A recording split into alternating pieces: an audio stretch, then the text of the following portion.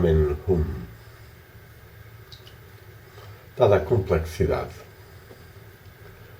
da vida e obra de Fernando Pessoa, de facto desdobrada e recriada em várias subpersonalidades ou heterónimos, não é fácil, por vezes, discernir o que é verdadeiramente biográfico do que é literário, mistagógico, mistificador, ironia, paradoxal.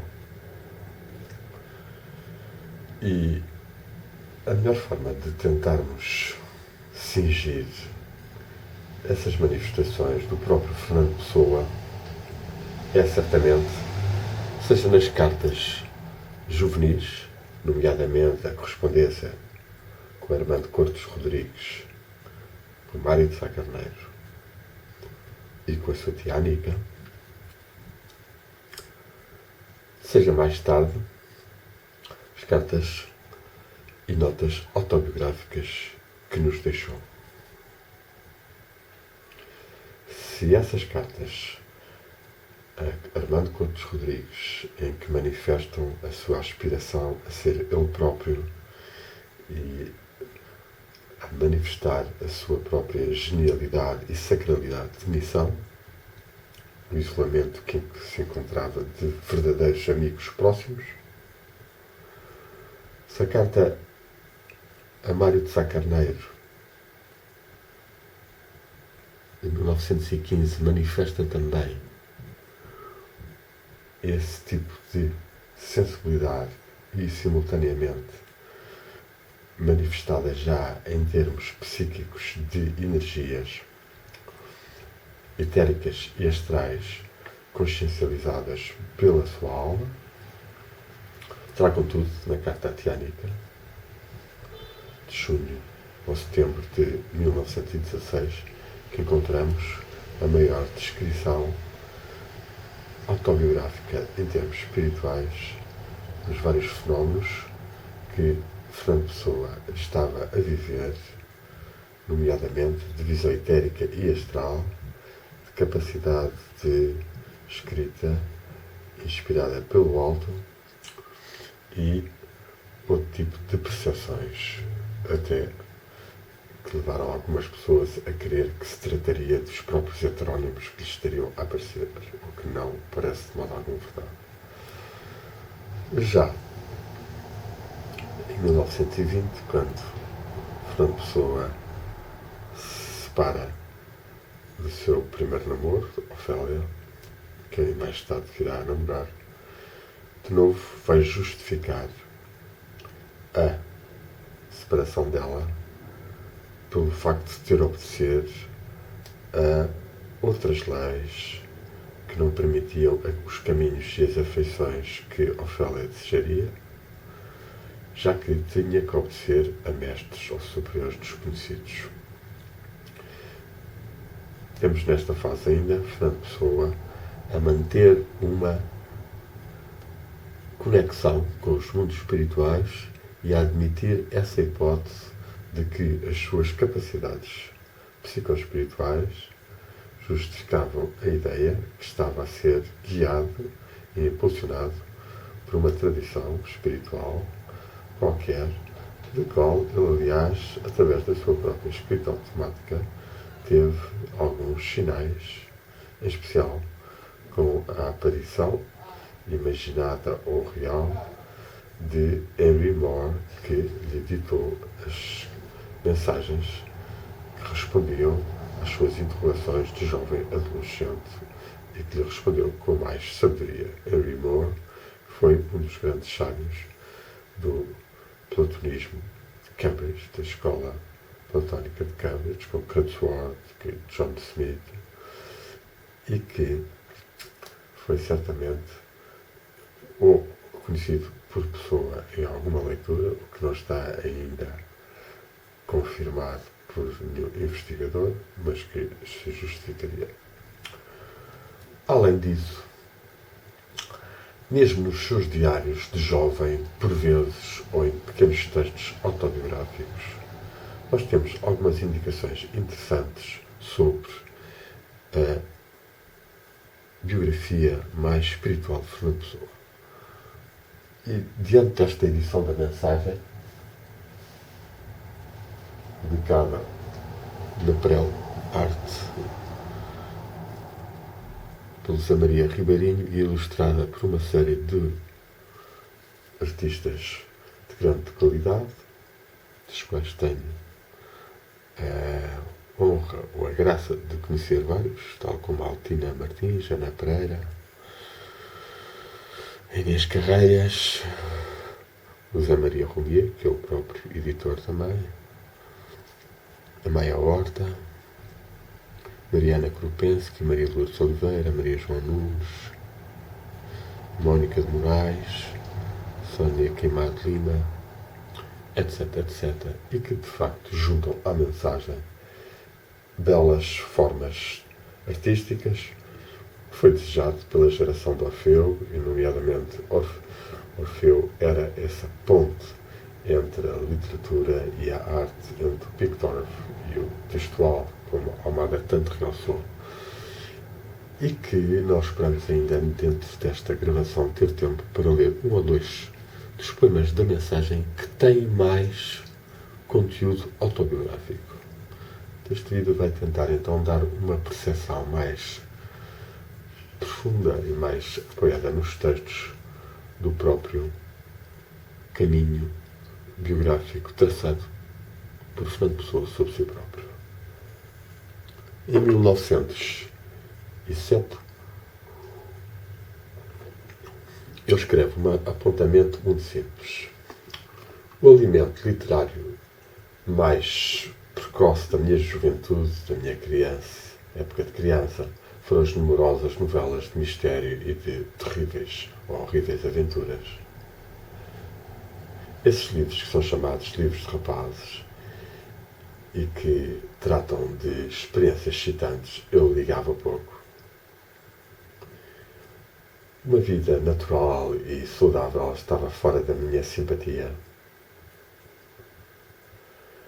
A minha ânsia ou aspiração não era para o provável, mas para o incrível, nem ainda para o impossível por grau, mas pelo impossível pela sua própria natureza. A minha infância foi calma, a minha educação foi boa, mas desde que eu tenho consciência de mim próprio, eu percebi-me a mim próprio, ou percebi em mim próprio, uma tendência inata para a mistificação, para a mentira artística. Acrescente-se a isto um grande amor do espiritual, do misterioso, do obscuro, os quais, este amor espiritual, misterioso e obscuro, o qual era já uma forma e variação dessa outra característica minha, e assim com isto, a minha personalidade, quanto à intuição, nesta breve intuição, está completa. Aqui temos esta utilização já em 1907 do espiritual, do misterioso, do obscuro.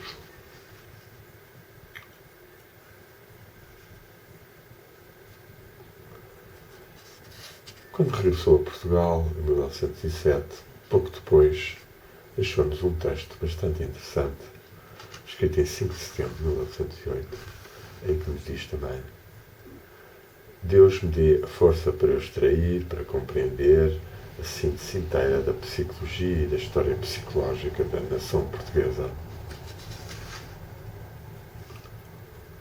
Eu estou a ler o texto do inglês e a traduzir para português no próprio momento, por daí de volta e meia alguma pequena hesitação. Todos os dias os jornais trazem notícias de factos que são humilhantes para nós, portugueses. Ninguém consegue conceber quanto eu sofro com eles. Ninguém pode imaginar o profundo desespero a dor poderosíssima que me agarra nesses momentos. Oh, como eu sonho nesse Marquês de Tavra que deveria vir e redimir a nação, um Salvador, um homem verdadeiro, grande e corajoso, que nos poderia pôr corretos. Mas nenhum sofrimento igualizará aquele que eu trago a mim próprio, quando compreendo que isto não é mais do que um sonho. Eu nunca estou feliz, nem nos momentos egoístas, nem nos meus momentos não egoístas. A minha única consolação ou alívio é ler Antero de Cantal. Nós somos, em tudo ou depois de tudo, espíritos irmãos. Oh, como eu compreendo esse sofrimento profundo que era o seu. Eu tenho de escrever o meu livro. Eu receio o que é que a verdade possa ser. Contudo, seja ela má, eu tenho de escrevê-la. Que Deus permita que a verdade não seja má.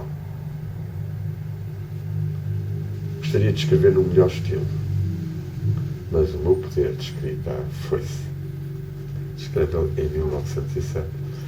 Notemos aqui esta situação das humilhações constantes que os portugueses já recebiam na altura, e como isso abalava Fernando Pessoa, e como isso criou o desejo de um Salvador que voltasse, e nomeia Marquês de Tavra, que de facto foi um dos homens que se opôs ao governo de Pombal e que veio depois a ser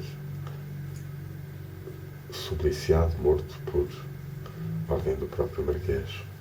Depois temos esta confissão da grande admiração que tinha por Antero de Cantal. Somos irmãos espíritas. Outro texto importante para ser lido, e vamos dar um salto gigantesco em termos da cronologia do Fernando Pessoa, é os textos em que ele já escreve sobre a sua vida interior do homem adulto e espiritual.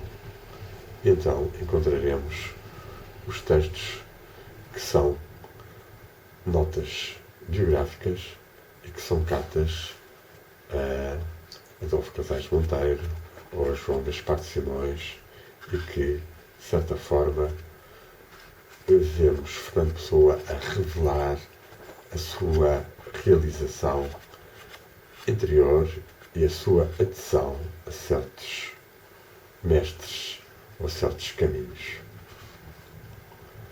Essa nota autobiográfica, escrita em 30 de março de 1935, certamente já com o pronúncio da morte, por vezes tão registado em poemas seus, assumido, e no rescaldo da refrega da luta titânica, como nós vemos nos múltiplos textos que não foram publicados, sobre a defesa das associações secretas e da sua liberdade de associação, e mais concretamente da maçonaria, Fernando Pessoa foi então obrigado a redigir este texto para manifestar o que é que ele era política e espiritualmente. Vamos ler rapidamente a parte final. Posição religiosa, cristão gnóstico e, portanto, inteiramente oposto a todas as igrejas organizadas e, sobretudo, a Igreja de Roma. Fiel por motivos que mais adiante estão implícitos à tradição secreta do cristianismo, que tem íntimas relações com a tradição secreta em Israel, entre parênteses, a Santa Cabala, e com a essência oculta da maçonaria.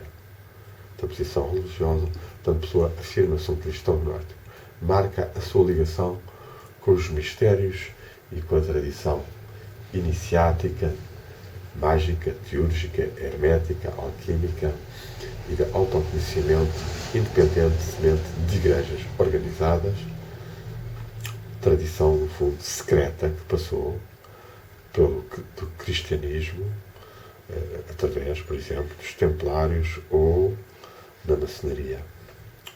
Posição iniciática, das mais misteriosas, iniciado por comunicação direta de mestre a discípulo nos 3 graus mortos da, aparentemente extinta, Ordem Templária de Portugal. Uma pessoa, tal como ainda 3 meses depois, em junho de 1935, 3 meses de morrer, se afirma num dos poemas de São João, ciclo dos Santos Populares, eu sou templário.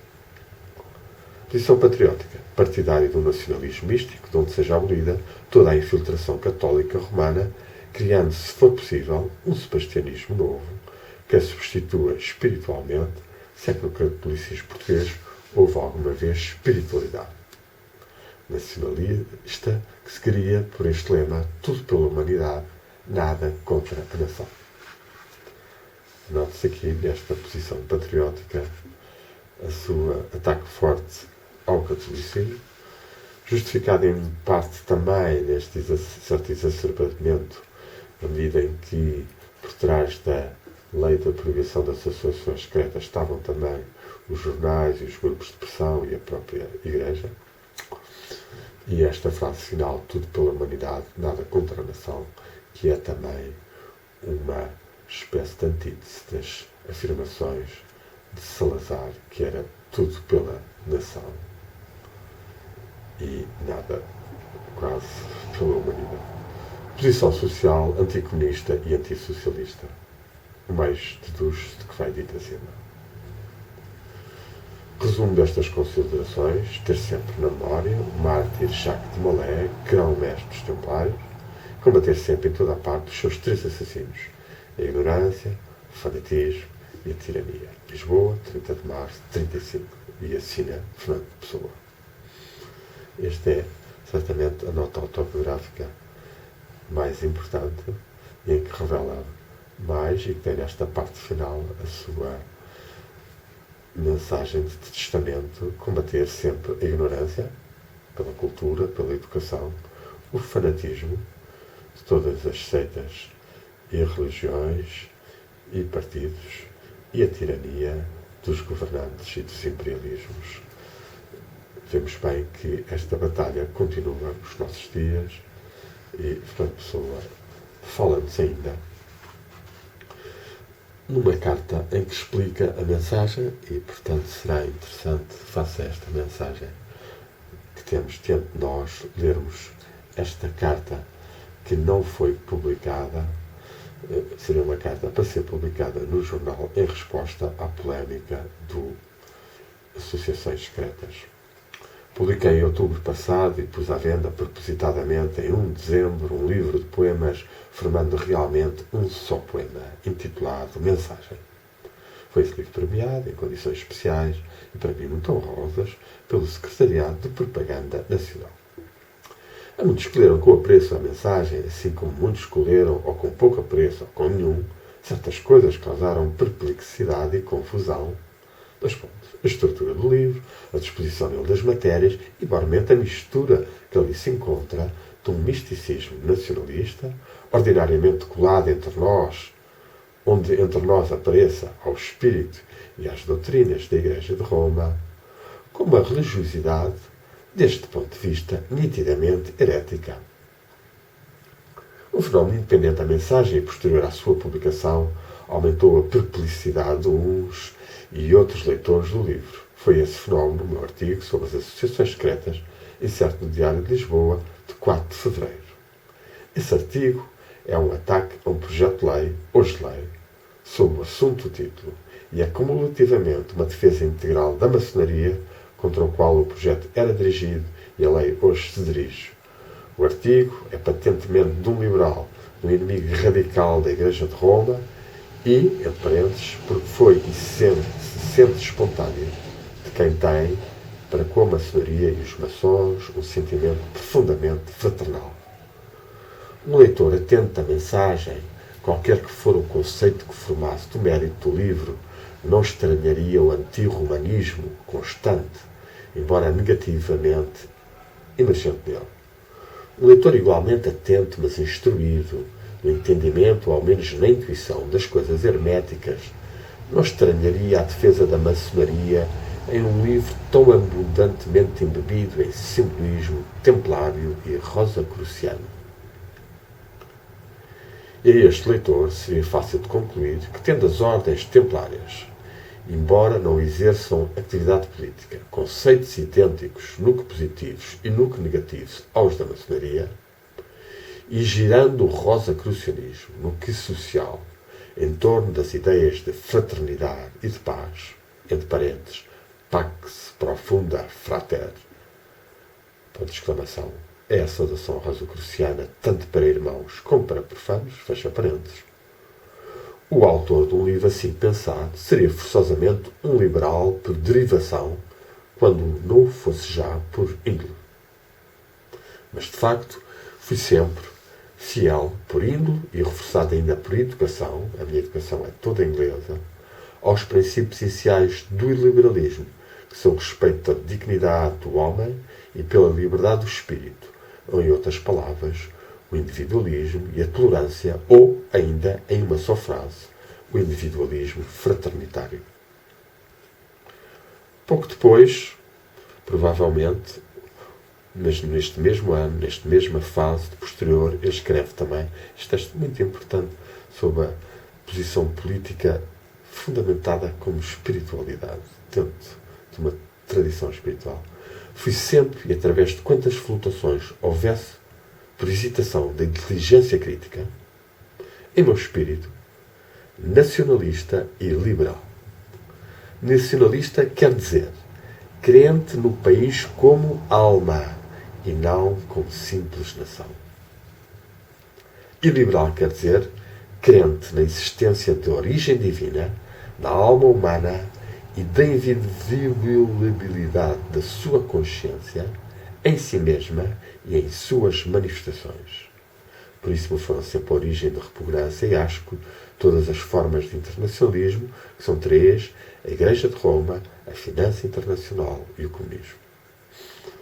É bastante forte estas afirmações de Fernando Pessoa, crente no país como alma, e lembro que eu publiquei um livro, A Grande Alma Portuguesa, a partir da carta à Conde Kaiserling, em que Fernando Pessoa nomeia a Grande Alma Portuguesa com o seu fundo secreto, que está muitas vezes ignorado pelas pessoas apenas vendo o nível da superfície, da paisagem, do céu e do mar, ou o nível da superficialidade mental e intelectual importado do estrangeiro e do mundo político.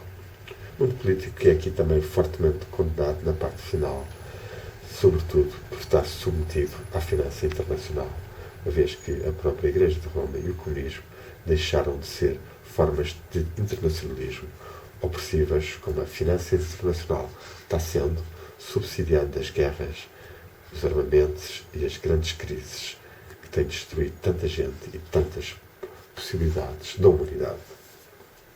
Vamos ler finalmente, para terminar muito brevemente, esta aproximação aos textos mais importantes autobiográficos do Fernando Pessoa. Vamos ler agora dois dos poemas que me parecem mais autobiográficos dentro da mensagem e que não tem sido realçado esse aspecto.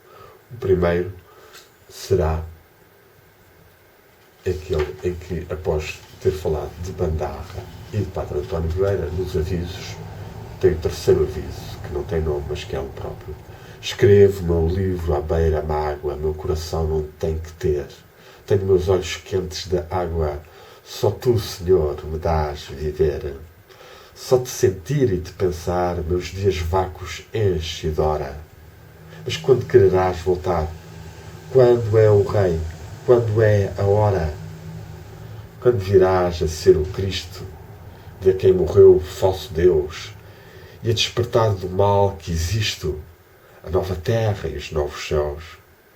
Quando virás ao encoberto, sonho das eras português, tornar mais que o sopro incerto de um grande anseio que Deus fez.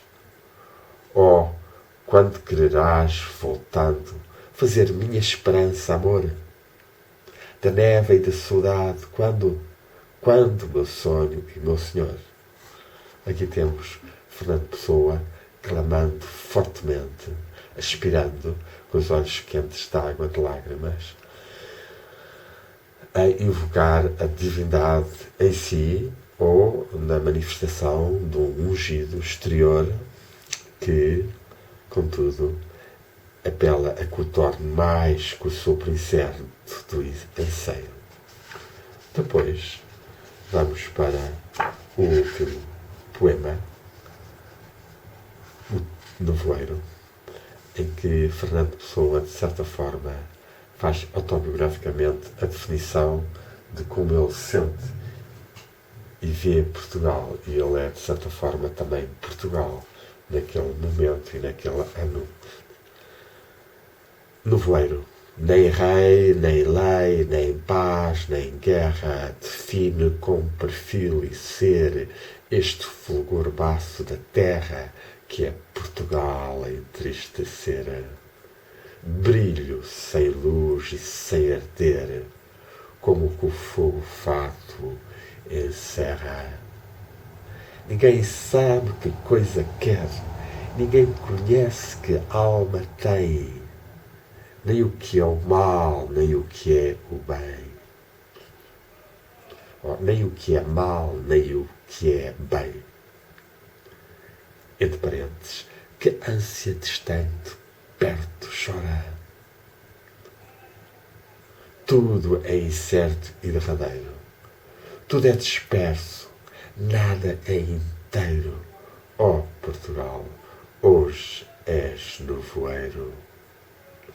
É a hora. Valete fratres. Cansa distante, perto chora. Aqui temos Fernando Pessoa a tentar-nos fazer ultrapassar as limitações das distâncias e do tempo para sermos inteiros e não dispersos, para sabermos o que é que queremos, para conhecermos melhor a nossa alma e discernirmos o que é o mal e o que é o bem, o que é mal, o que é bem. A expressão é importante para a pessoa prefere não particularizar, não individualizar o mal e o bem, não, de fundo, personalizar como uma entidade ou um ser, mas o que é mal e o que é bem a cada momento, para que haja este brilho com fogo forte. É a hora, diz-nos ainda, para terminar, apelando com o fim, valete, força, saúde, irmãos, avancemos no caminho da realização para que Portugal brilhe e arda no amor e na força. Amém.